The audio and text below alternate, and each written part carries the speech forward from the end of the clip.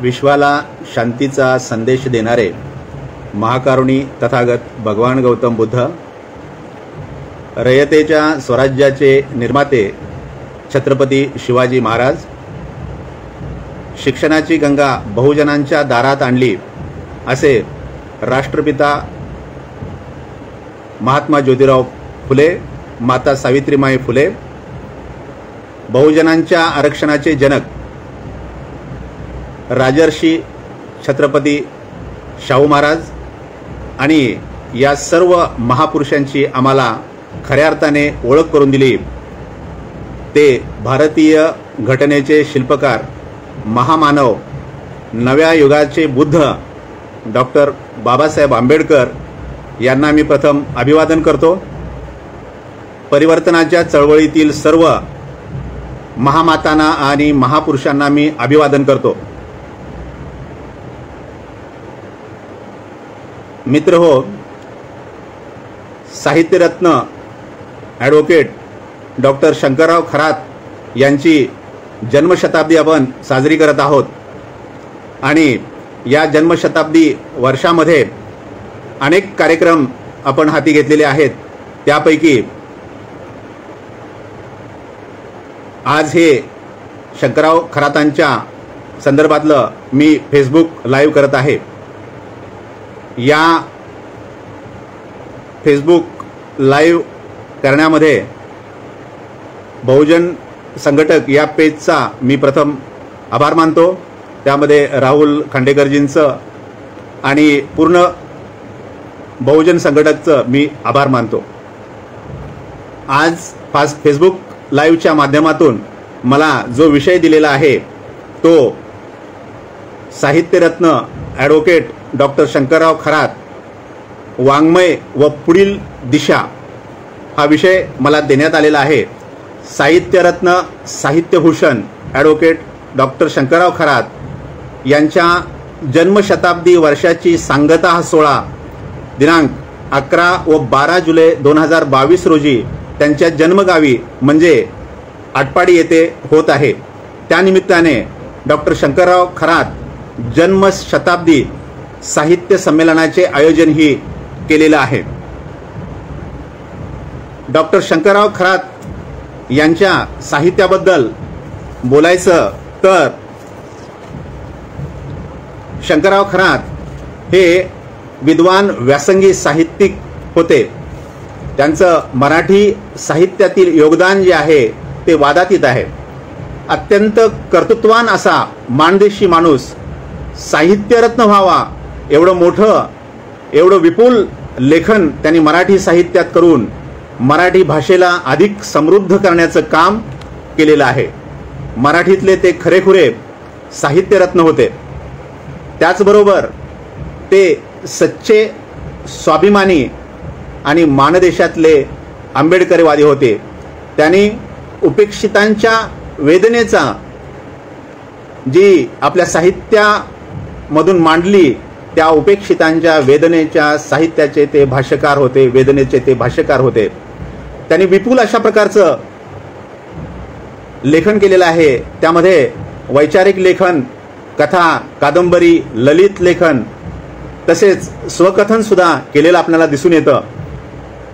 अशा वैचारिक लेखनामध्ये त्यांनी अस्पृश्यांचा मुक्तीसंग्राम, डॉक्टर बाबासाहेब आंबेडकरांचे धर्मांतर, डॉक्टर बाबासाहेब आंबेडकरांची पत्रे, जिल्हा परिषद कायदा, महारांचा इतिहास, दलित वाङ्मय प्रेरणा व प्रवृत्ती, डॉक्टर बाबासाहेब आंबेडकरांच्या सहवासात, डॉक्टर बाबासाहेब आंबेडकरांचे सामाजिक राजकीय विचार, डॉक्टर आंबेडकरांची आत्मकथा, याशिवाय त्यांनी सामाजिक व राजकीय विषयावर अनेक लेख अनेक वर्तमानपत्रातून, मॅगझिन्समधून, साप्ताहिकातून लिहिलेलं आपल्याला पाहायला मिळतं।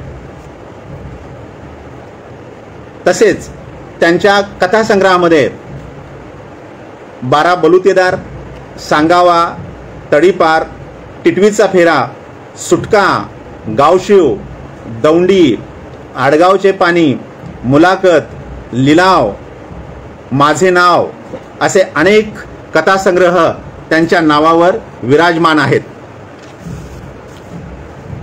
समाज व्यवस्थेचे बळी ठरलेले गाव कामगार, त्यांची अवस्था परंपरेच्या जाचाखाली चिरडले जात असतानाही, दारिद्र्याचा शाप भोगताना भुईसपाट झालेले असले तरीही परिस्थितीला शरण जाऊन अंधार वाटेचे बळी झालेल्या मानव समूहाच्या त्यांनी कथा लिहिलेल्या आहेत. त्या साकारताना त्यांनी भयानभूत वास्तवाचा उल्लेख केलेला आपल्याला दिसून येतो. मराठी साहित्यातील नामवंतांनी त्यांच्या कथेबद्दल म्हणतात की त्यांची कथा ही विदारक भाष्य करते, नेमकेपणावर बोट ठेवते, आटोपशीर बांधणी असते आणि प्रामाणिकपणा त्यांच्या कथेमध्ये आहे. वास्तवाची विलक्षण कदर त्यांच्या या कथांमध्ये आपल्याला दिसून येते. त्याचबरोबर त्यांनी लिहिलेल्या कादंबऱ्यामध्ये अशा अनेक कादंबऱ्या आहेत.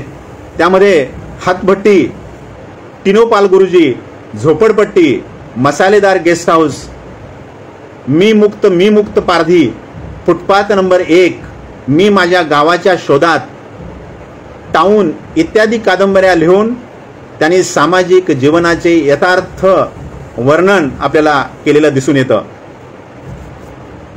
त्यांचं तराळ अंतराळ हे स्वचरित्र, या स्वचरित्रामध्ये ज्यावेळेला समाजामध्ये रूढी चालीरीती आणि परंपराने अमानुष धुमाकूळ घातला होता, प्रचंड अंधकार होता, त्यावेळेला त्यांनी जो आहे तो चिराग पेटवला. म्हणून एक कवी म्हणतो की जरूरत हो तभी जलाओ अपने आप को, जरूरत हो तभी जलाओ अपने आप को, उजालों में चिरागों की अहमियत नहीं होती. ज्यावेळेला त्यांच्या लेखनाची गरज होती सामाजिक प्रबोधनासाठी, त्यावेळेला त्यांनी अत्यंत जाणीवेनं आणि अत्यंत प्रगल्भतेनं लिहिलेलं आपल्याला पाहायला मिळतं. त्यांचं तराळ अंतराळ हे स्वचरित्र म्हणजे गावखेड्यातल्या शोषित, वंचित, पीडित तराळाला अंतराळात घेऊन जाण्याची किमया साधणारा असा हा सकस साहित्यिक. त्या उपरांत हृदयाला भिडणारे, सामाजिक जागृती करणारे असे त्यांचे लेखन होते. ग्रामीण जीवनाचे हृदयभेदक चित्रण करणारा हा साहित्यिक विलक्षण वेगळाच म्हणावा लागेल. त्याही पलीकडे जाऊन मनोविश्लेषण पद्धतीने मांडणी करणारे आणि पोटतिडकीने बोलणारे बोलके साहित्य शंकरराव खरातांनी निर्माण केले आहे असं म्हटलं तर ते कदापि वावगे ठरणार नाही. गावखेड्यातील दुःख दारिद्र्याने पिचलेल्या परंतु विचाराने प्रगल्भ होऊन गगनभरारी मारणारा हा माणदेशी माणूस म्हणजे ॲडव्होकेट डॉक्टर शंकरराव खरात होय. चातुर्वर्ण्य व्यवस्थेने साक्षात लाचार आणि दुबळा बनवलेला कष्टकरी तराळ संधी मिळताच माऱ्याच्या जागेवर जाऊन विराजमान होतो. म्हणजेच तो अंतराळाशी स्पर्धा करतो आणि नुसती स्पर्धाच करत नाही तर तो त्या अंतराळाशी स्पर्धा करून त्यावर लिलया स्वार झाल्याशिवाय राहत नाही हे कृतीतून दाखवणारे, तसेच दुर्दम्य साहस आणि प्रेरणा ही कुणामुळे मिळाली याचे भान ठेवून त्या पाठीमागे डॉक्टर बाबासाहेब आंबेडकरांची अंतस्थ प्रेरणा आहे असे प्रामाणिकपणे ते कबूल करतात. आणि डॉक्टर बाबासाहेब आंबेडकरांच्याचमुळे ते शक्य झाले आहे असं ते सांगतात. म्हणजेच असं म्हणावंसं वाटतं की बाबा तुमच्याशिवाय आमच्या आयुष्याची आम्ही कल्पनाच करू शकत नाही. ते आपल्या लेखनामध्ये म्हणतात, पहाट झाली आहे पण सूर्य कधी उगवणार याचं उत्तर अग्निदिव्यात वाटचाल करूनच मिळणार आहे असा मोलाचा संदेश देऊन असाध्य ते साध्य करिता साहस असा मंत्र घेऊन जगणाऱ्या डॉक्टर शंकरराव खरातांचा जन्म 11 जुलै 1921 साली आटपाडी तालुक्यामध्ये म्हणजे सांगली जिल्ह्यामध्ये झाला. त्यांनी आपल्या शालेय जीवनामध्ये अत्यंत उपेक्षित अशा प्रकारचं जीवन त्यांच्या वाट्याला आलं. त्यांनी आपल्या साहित्यामध्ये ते लिलया मांडलेलं आपल्याला दिसून येतं. तराळ अंतराळ ह्या आत्मचरित्राचे त्यांनी 3 भाग केलेले होते. त्यामधला पहिला भाग जो आहे तो त्यांच्या गावामध्ये आटपाडीमध्ये जे शिक्षण घेतलं 5वी पर्यंत तो एक भाग केला. त्यानंतरचा दुसरा भाग हा औंध संस्थानामधील शिक्षण आणि तिसरा भाग पुण्यातील फर्ग्युसन कॉलेजमध्ये BA पर्यंतचं शिक्षण आणि त्यानंतर पुण्यामधूनच LLB पर्यंतचं शिक्षण ते मराठवाडा विद्यापीठाच्या कुलगुरूपर्यंतचा प्रवास त्यांनी तराळ अंतराळामध्ये रेखाटलेला आपल्याला दिसून येते. निरक्षरतेमुळे आपल्या बापाला म्हणजेच रामा महाराला पत्र वाचण्यासाठी 8 दिवसाची लाकडे फोडून द्यावी लागली. अशी लाकडे फोडून घेणाऱ्या त्या आटपाडीच्या कुलकर्णी मास्तराच्या शोषणाची प्रत ती कोणती असेल? सर्व लाकडे फोडून झाल्यानंतर तुझी मावस बहीण धोंडाबाई देवाघरी गेली असं पत्र वाचून सांगणाऱ्या कुलकर्णी मास्तर रूपी व्यवस्थेची मानसिकता किती माणुसकी शून्य असेल याची प्रचिती आल्याशिवाय आपणा सर्वांना राहत नाही. याचं वर्णन त्यांनी अत्यंत भावुकरित्या केलेलं आपणाला त्यांच्या साहित्यामध्ये दिसून येते. त्यामुळे शिक्षण घेणे हे किती अपरिहार्य आहे हेही शंकररावांच्या मनात कुठल्या तरी कोपऱ्यामध्ये वाटत असतं आणि म्हणूनच ते शाळा शिकू लागतात. शाळेच्या बाहेर बसून त्यांना शिकावे लागले. अगदी फुपाट्यात मातीवर बसून कडकडीत ऊन डोक्यावर घेत शिक्षण घ्यावे लागले. घरचे अत्यंत दारिद्र्य, ठिगळी लावलेले कपडे व पुस्तकांचा तर मानदेशाप्रमाणे दुष्काळ. इतरांकडून काही वेळासाठी वाचण्यासाठी पुस्तके मागून घेणे. अशा परिस्थितीमध्ये डॉक्टर बाबासाहेब आंबेडकरांच्या शिकवणीनुसार त्यांच्या विचाराचे अनुकरण करीत त्यांचे शिक्षण चालू होते. 7वी पर्यंत आटपाडीमध्ये शाळा होती. पुढचं शिक्षण त्यांनी औंधमध्ये घेतलं. त्यामध्ये ते एक प्रसंग वर्णन करतात की ते औंधला शिक्षणासाठी जात असताना एक प्रसंगामध्ये ते म्हणतात केवळ भाकरी वाटतील म्हणून आटपाडी ते औंध संस्थानाकडे पुढील शिक्षणासाठी चालत जाताना उंटावर बसलेला मुसलमान सांडणीस्वार इमामभाई त्या इवल्याशा कोवळ्या मुलाला उंटावर बसवून औंध संस्थानाकडे घेऊन जाण्यास असमर्थता दाखवतो. त्या इमामभाईची मानसिकता ती कोणती? तो म्हणतो, अरे धेडग्या, माझ्या रोट्या भाटवशील ना? किती असंवेदनशीलता, केवढं मोठं हे अज्ञान. अशा प्रकारच्या जगण्याची वेदना साहित्यामध्ये मांडून येथील व्यवस्थेच्या डोळ्यात अंजन घालण्याचं काम त्यांनी आपल्या तराळ अंतराळामध्ये केलेलं आपल्याला दिसून येतं.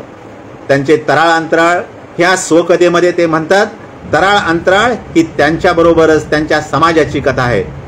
एका व्यक्तीच्या, एका समाजाच्या, एका गावाच्या मानसिक, वैचारिक व सामाजिक जीवनात घडत आलेल्या चाललेल्या विकासाची ही कथा आहे. त्यांच्या अनुभूतीचे ढग भरून यायचे, म्हणजे ज्या ज्या वेळेला ते आठवायचे आणि त्यांना भरून यायचं आतून, त्यांच्या अनुभूतीचे ढग जेव्हा भरून यायचे आणि त्यातून पाणी बरसायचे, त्यामुळे त्यांचे कथा, लेख, कादंबऱ्या हे जीवन अनुभूतीतून साकारलेले आहेत. असं ते सकस साहित्य त्या बरसणाऱ्या पाण्यातून निर्माण व्हायचे, म्हणजे त्यांच्या त्या विचारातून निर्माण व्हायचे, त्यांच्या त्या भावनेतून, त्यांच्या त्या आतल्या आवाजातून निर्माण झालेलं हे साहित्य होतं. आणि म्हणून ते अधिक भावतं, ते अधिक सकस होतं, ते अधिक लोकांना भिडतं. असं सकस साहित्य निर्माण करणारे आमचे शंकरराव खरात यांनी अनेक कथा आणि अनेक कादंबऱ्या लिहिल्या. त्यांनी गावच्या 12 बलुतेदारांनी त्यांना जे अनुभव दिले, ते 12 बलुतेदाराचे अनुभव 12 बलुतेदार या कथासंग्रहामध्ये आकार घेताना आपल्याला दिसून येतात. त्यांनी सुरुवातीला नवयुगमध्ये या 12 कथा लिहिल्या. गावचे जीवन, त्यामधली बलुतेदारी, स्वतः अनुभव घेऊन अत्यंत वेदनेने सदगदित झालेल्या शंकररावांनी 12 बलुतेदार हा कथासंग्रह साकारलेला आपल्याला दिसून येतो. या पुस्तकाद्वारे ते उपेक्षितांचे प्रवक्ते होऊन त्यांनी मांडणी केलेली आपल्याला दिसून येते. सांगावा दौंडी हे कथासंग्रह म्हणजे त्यांनी प्रत्यक्ष जीवनामध्ये भोगलेल्या, प्रत्यक्ष पाहिलेल्या घटनांनी कादंबरीचे स्वरूप घेतलेले आपल्याला दिसून येते. त्यांनी जीवनामध्ये भोगलेलं दुःख, दैन्य, दारिद्र्य, अपमान कटुता, अनिश्चितता या कथासंग्रहामध्ये अभिव्यक्त होताना आपणाला दिसतात. ते म्हणतात, त्यांनी जीवनामध्ये भोगलेल्या जगलेल्या अनुभवाची नदी पाऊस काळात भरून येते, तशी लेखन स्वरूपाने ती वाहत राहते. आणि एवढं प्रगल्भ, आता मी सांगितलं तुम्हाला की एवढं प्रचंड अशा प्रकारचं त्यांनी लेखन केलेलं आहे. आणि एवढं लिहून सुद्धा ते म्हणतात की ते म्हणतात ते सगळं पाणी अडवून अजून तरी मला माझ्या वाङ्मयामध्ये आणता आलं नाही. म्हणजे केवढं मोठं हे त्यांचं अनुभव विश्व, केवढं मोठं हे त्यांचं भावविश्व होतं असंच म्हणावं लागेल. आणि हे ते स्वीकारताना त्यांच्या मनाचा मोठेपणाही आपल्याला दिसून येतो. पावसाच्या दिवसात अस्पृश्यांची होणारी ससेहोलपट, खाण्यापिण्याची झोपण्याची होणारी तारांबळ, घराघरामध्ये उंदरांचा झालेला सुळसुळाट, तेथे बांधलेल्या शेळ्या, भेंड्यांच्या असणाऱ्या भिंती, दरवाजाला लावलेली तडकी वजा दरवाजा, घरामध्ये दळणाचे जाते, त्या जात्याजवळच असलेली चूल, चुलीजवळ असलेले जळण आणि वरून ठिबकणारे पावसाचे पाणी आणि खाली शेळ्याचा मूत, असे हे उठवळ जीव आयुष्य त्यांच्या वाट्याला आले होते. बालकवी म्हणतात, पावसाळ्याच्या दिवसामध्ये, आता सध्या पावसाचे दिवस सुरू आहेत, आणि बालकवी म्हणतात की श्रावण माशी हर्ष मानसी, हिरवळ दाटे चोहीकडे. आणि असं हे हर्षभर वातावरण कुणाच्या वाट्याला येतं. पण आमचे मित्र सम्राटचे संपादक बबन कांबळे साहेब म्हणतात की श्रावण माशी, त्याला उत्तर देताना असं बोलतात की श्रावण माशी दुःख मानसी, दुर्गंध दलदल दाटे चोहीकडे, कुठे बसावे कुठे झोपावे, दुःख मानसी होत असे, दुःख मानसी होत असे, श्रावण मासी दुःख मानसी होत असे. हे जीवन आमच्या वाट्याला आलं होतं. आणि म्हणून आमची जी साहित्यकृती आहे ती अशी आहे, प्रस्थापित असं लिहितात, पण आम्हाला मात्र आमचं जगणं भोगणं आणि आमच्या जे वाट्याला आलंय ते आम्हाला लिहावं लागतं. आणि हे मांडल्यावरती मात्र त्या सगळ्यांचे कान टव करतात की असं हे कसं, पण हे वास्तव आहे, हे कुणाला नाकारता येणार नाही. जगण्यासाठी गावामध्ये करावी लागणारी झाडलोट, त्यावेळेला त्यांनी वर्णन करतात आपल्या साहित्यामध्ये की जगण्यासाठी गावामध्ये करावी लागणारी झाडलोट, त्या झाडलोटेसाठी वाटून दिलेले व वाटून घेतलेले वाडे, रस्ते, त्यावरून होणारी भांडणे, हाणामारे आणि काही वेळेला खून सुद्धा. वतनदार, गावची काठी, तराळकी, दिवसभर लाकडे फोडण्याच्या बदल्यात मिळणारे 2 किलो ज्वारी, ती दळून मगच मुलाबाळांना भाकर मिळत असे. असं हे आयुष्य या व्यवस्थेनं आमच्या वाट्याला दिलं होतं.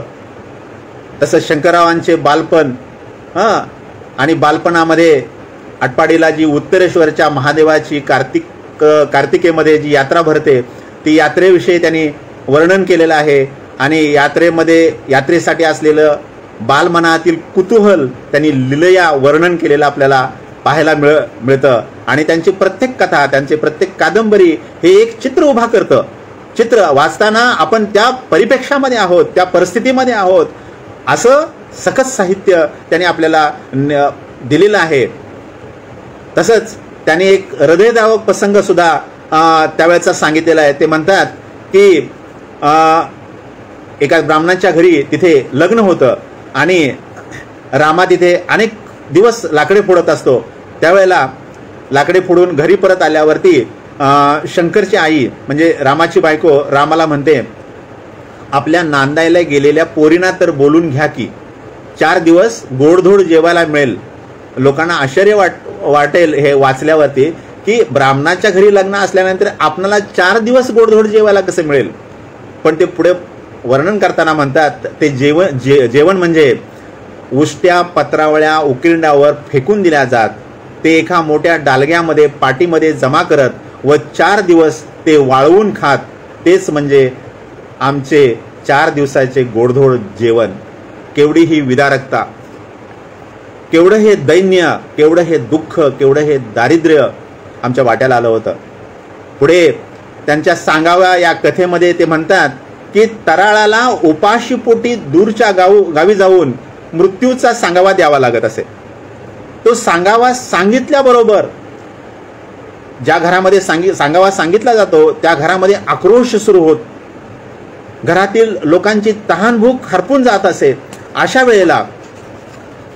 वेळेला त्या तराळाला तू तहानलेला आहेस काय, तुला पाणी देऊ का, किंवा तू जेवलास का असे विचारणार कोण. आणि त्या तराळाने कित्येक मैल कित्येक किलोमीटर चालत जाऊन बिना अन्न पाणी, पोटात काही नाही, अशा व्याकुळ अवस्थेत तिथं जाऊन तो सांगावा सांगितल्यानंतर ती होणारी परवड. आणि एवढंच नाही तर पुढं दुसऱ्या गावाला सुद्धा जाऊन तोच सांगावा त्यांना सांगावा लागत असे. आणि पुन्हा उपाशीपोटी दुसऱ्या गावी जायचे. आणि त्या गावाला पोचेपर्यंत जेवणाची वेळ निघून गेलेली जात असे. उपाशी तापाशी आपल्या कर्तव्याशी इमानदार राहिलेली तराळ नावाची माणसं जगावेगळी नव्हती काय. आजही येथील दलित, शोषित, पीडित, वंचित समाज या देशाप्रती तेवढाच इमानदार आहे आणि पुढेही राहील. पण देशातले जे धनदांडगे आहेत, देशातले जे राजकारणी आहेत ते आमची दखल घेतील का अशी ते खंतही व्यक्त करतात. गावकीची कामे करत असताना ऊन बघायचा नाही, वारा बघायचा नाही, थंडी बघायची नाही, पाऊस बघायचा नाही. एवढेच नव्हे तर स्वतःचे आजारपण सुद्धा बघायचे नाही. गावातील गावकीची कामे करायची तीही विनामोबदल्यात, 2-4 शिळ्या तुकड्याच्या बदल्यात. वारे व्यवस्था, वारे महान संस्कृती, काय म्हणावे तुला. ते तराळाबद्दल बोलताना म्हणतात, तराळ म्हणजे गावचे चालते बोलते दैनिक असे. त्याला गावामध्ये कोणत्या रोगाची साथ आलेली आहे, कधी लस टोचून घ्यायची, डॉक्टर गावाला कधी भेट देणार आहेत याची इत्थंभूत माहिती त्या तराळाला ठेवावी लागत असे.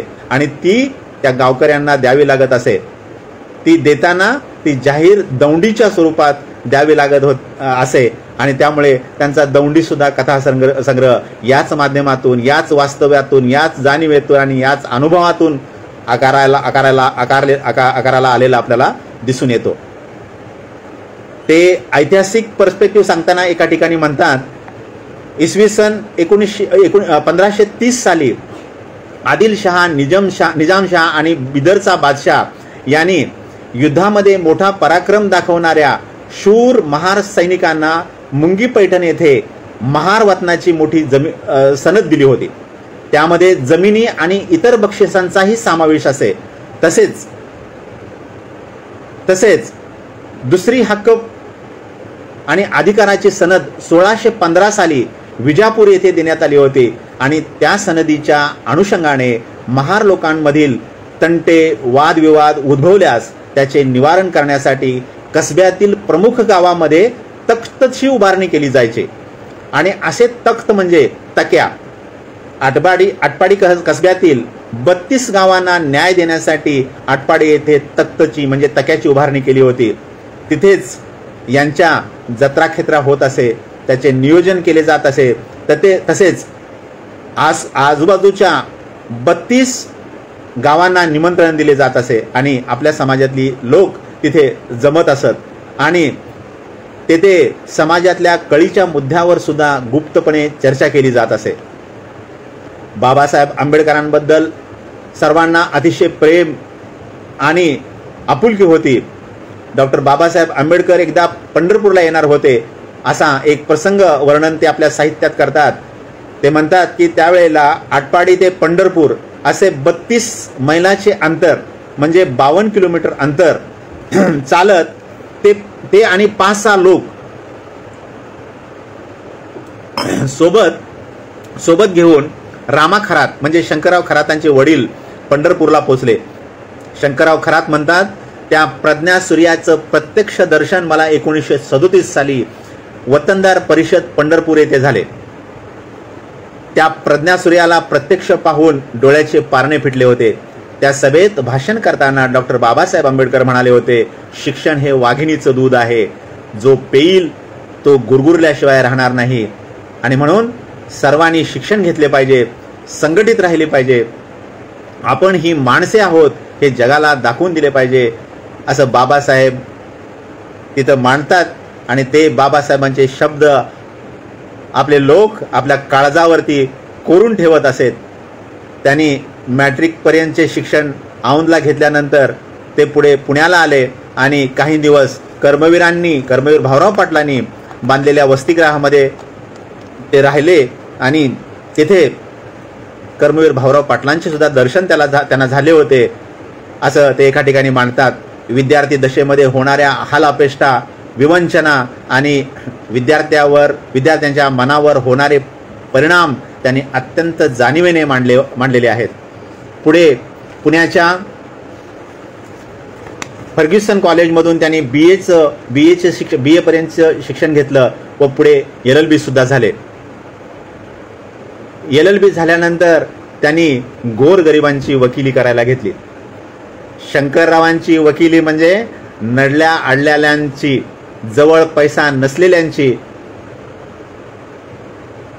पैसा नसलेल्या लोकांच्या केसेस घेणे व प्रामाणिकपणे त्यांना न्याय मिळवून देण्याचं काम शंकररावांनी त्या काळी केले. आज समाजामध्ये प्रचंड वकील आहेत, पण आज हे वकील अशा या दैन्य अवस्थेत जगणाऱ्या लोकांची किती वकीलपत्रे घेतात हा संशोधनाचा विषय आहे. आम्ही एका वकिलाला डॉक्टर बाबासाहेब आंबेडकरांच्या जयंतीच्या निमित्तानं आम्ही एका ठिकाणी बोलवलं होतं. त्यावेळेला तो वकील बहादर म्हणतो की आम्ही वकील जेवढे जास्त पैसे देतोय, क्लायंट जेवढे जास्त पैसे देतात तेवढं जास्त आम्ही बोलतो आणि जेवढं कमी पैसे मिळतात तेवढं कमीच आम्हाला बोलावं लागतं. आमचा प्रोफेशन आहे. म्हणजे कुठे शंकरराव खरात आणि कुठे हे आमचे वकील, अर्थात सन्माननीय अपवाद आहेतच. शंकरराव खरात म्हणतात की ब्रिटिशांनी काही जमातीवर गुन्हेगारीचा शिक्का मारला होता, त्यामुळे त्यांना रोजगार नाही, उदरनिर्वाहाचे साधन नाही. अशा वेळेला भाकरीची चोरी केली तरी अमानुष शिक्षा व्हायची. अशा वेळेला शंकरराव खरात त्यांच्यासाठी धावून जात असे आणि त्यांचे विनामोबदल्यामध्ये वकीलपत्र घेऊन त्यांना न्याय मिळवून दिल्याची अनेक उदाहरणं त्यांच्या साहित्यामध्ये आपल्याला पाहायला मिळतात. त्यांनी आपल्या सार्वजनिक जीवनामध्ये अनेक सभा, अनेक मोर्चे, अनेक संपही घडवून आणले. शेड्यूल्ड कास्ट फेडरेशनचे ते राज्य लेवलचे पदाधिकारी होते. अनेक मिरवणुकांचे त्यांनी नेतृत्व केले. म्हणजे हा माणूस नुसता साहित्यिकच नव्हता, तर प्रत्यक्ष चळवळीमध्ये काम करणारा, प्रत्यक्ष चळवळीमध्ये त्यांनी नेतृत्व करण्याचं काम केलेलं आपल्याला पाहायला मिळतं. आणि हे करत असताना त्यांना आशा होती की मी एवढं समाजामध्ये काम करतो, चळवळीमध्ये काम करतो आणि शेड्यूल कास्ट फेडरेशनतर्फे मला कुठेतरी आमदार खासदाराचं तिकीट दिलं जाईल अशी त्यांना अपेक्षा होती. परंतु ऐनवेळी त्यांना कोणतंही तिकीट दिलं नाही आणि त्यावेळेला त्यांनी मनाचा निश्चय केला की आपण आपला मार्ग आता बदलला पाहिजे आणि म्हणून ते संपूर्ण वेळ लेखनाकडे वळले आणि त्यांनी समृद्ध अशा प्रकारचं लेखन केलेलं आपल्याला दिसून येतं. यावेळेला मला भटांच्या कवितेची आठवण येते. ते म्हणतात, छाटले पंख जरी माझे, छाटले जरी पंख माझे, पुन्हा झेप घेईन मी, अडवू शकेल मला कोणी, अशी भिंत आज तरी नाही, अशी भिंत नाही, अशा प्रकारे त्यांना वेगळ्या विषयाकडे ते वळले, म्हणजे लेखनाकडे वळले आणि सकस आणि दमदार अशा प्रकारचं लेखन त्यांनी केलेलं आपल्याला दिसून येतं. त्याचबरोबर त्यांनी आपल्या पत्नीचे MBBS पर्यंतचे शिक्षण पूर्ण करण्यासाठी प्रोत्साहित केले. मुलंही त्यांची MBBS झालेले आहेत. बाबासाहेबांच्या सानिध्यामुळे बाबासाहेबांनी त्यांना प्रबुद्ध भारताचे कार्यकारी संपादक प्रबुद्ध भारताचे कार्यकारी संपादक त्यांना जबाबदारी दिली आणि ती जबाबदारी त्यांनी लिलया पार पाडल्याचे दिसून येते. तसेच अपार कष्टाने आणि स्वकर्तृत्वाने ते मराठवाडा विद्यापीठाचे कुलगुरू झाले. 10 जानेवारी 1975ला, म्हणजे ज्याच्या बापाला एक साधं पत्र वाचण्यासाठी 8 दिवसाची लाकडे फोडावी लागली, त्याचाच मुलगा आज शिक्षणाच्या जोरावरती एका विद्यापीठाचा कुलगुरू झाला, एका विद्यापीठाचे कुलगुरूपद त्यांनी भूषवले. हा बाबासाहेबांच्या चळवळीचा मला विजय आहे असं वाटतं. तसेच शंकरराव खरातांच्या परिश्रमाची ती पावतीच होती असं म्हटलं तरी ते वावगे ठरू नये. 1984 साली 58व्या अखिल भारतीय मराठी साहित्य संमेलनाचे अध्यक्ष होण्याचा मान त्यांनी मिळवला. ज्या समाजाला शिक्षणापासून हेतुपुरस्कृत वंचित ठेवलं होतं, त्या समाजात संधी मिळतात ही माणसं कशी सर्वोच्च ठिकाणी पोचतात, म्हणजेच माऱ्याच्या जागा कशा पटकावतात, याचं उत्तम उदाहरण म्हणजे शंकरराव खरात आहेत असं म्हणावं लागेल. एवढंच नाही तर सामाजिक व राजकीय कार्य करताना केवळ दलितांनाच नव्हे तर भटक्या विमुक्त जमातीमध्ये त्यांनी अत्यंत निष्ठेने आणि श्रद्धेनं तसेच जीव तोडून कार्य केलेलं आपल्याला दिसून येते. एवढेच नव्हे तर वेश्या व्यवसायातील स्त्रियांचे प्रश्न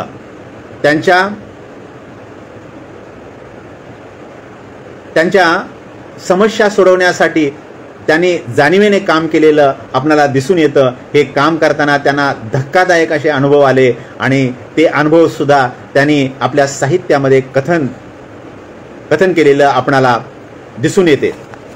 त्यांना एवढंच मिळालं असं नाही तर ते रेल्वे रिक्रुटमेंट बोर्डाचे तसेच रिझर्व्ह बँकेचे सदस्य होते, रिक्रुटमेंट सदस्य होते. बँक ऑफ इंडियाचे ते संचालक झाले, महाराष्ट्र राज्य शिक्षण कमिटीचे ते अध्यक्ष झाले, जिल्हा परिषद घटना समितीचे ते प्रमुख म्हणून त्यांनी काम केलं. अशा कितीतरी मोठ्या जबाबदाऱ्या त्यांनी लिलया पेलल्या होत्या आणि यशस्वी करून दाखवल्या होत्या आणि अनेकांना त्यांनी मदत केल्याचं आपल्याला दिसून येतं. आटपाडी हे गाव नागपूरपासून दूर असल्याने अनेक जण धम्मदीक्षेच्या कार्यक्रमाला त्या भागातले त्या परिसरातले जाऊ शकले नव्हते.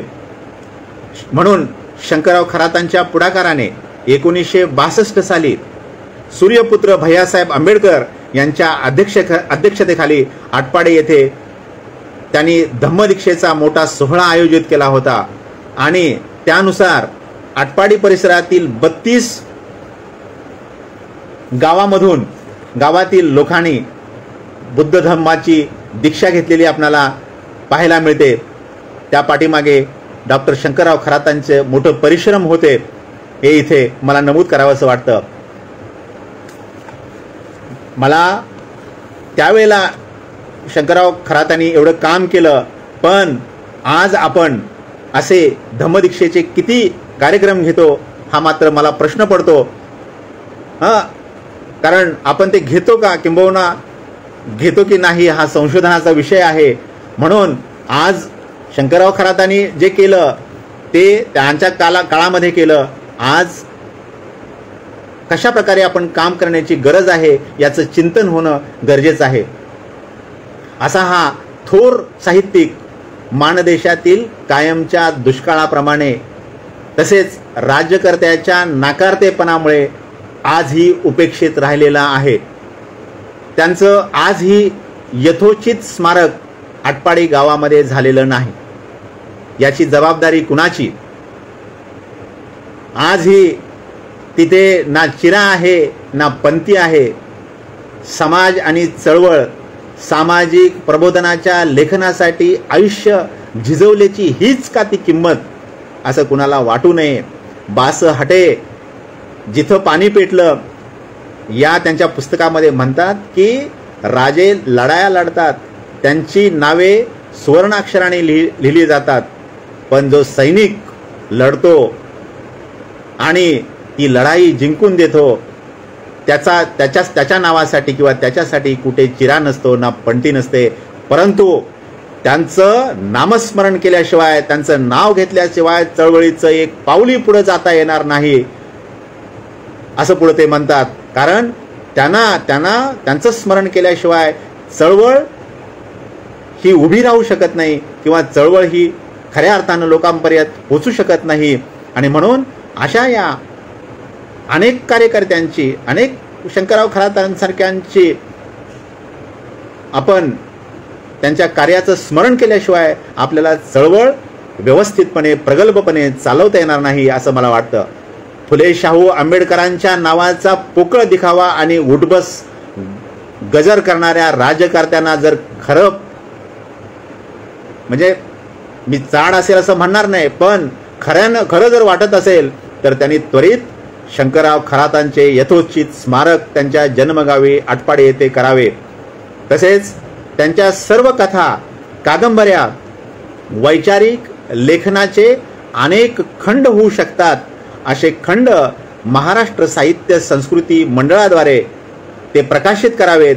त्यांच्या कुटुंबियांनाही त्याद्वारे मिळणारा आर्थिक लाभ द्यावा.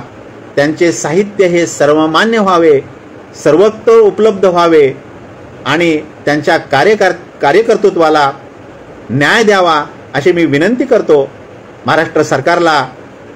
तसेच इतरही आपले नेते कार्यकर्ते आहेत त्यांनाही सांगतो की हा शंकरराव खरातांचं आज कित्येक वर्षामध्ये स्मारक झालेलं नाही. आपण जन्मशताब्दी साजरी करतो आहोत त्यांची. आता त्याची सांगता होईल 11 आणि 12 तारखेला आपण सांगता करत आहोत आटपाडीमध्ये. आणि म्हणून जर त्यांचं यथोचित स्मारक आटपाडी गावामध्ये जर उभा राहिलं तर त्यांच्या कार्यकर्तृत्वाला न्याय दिल्यासारखं होईल.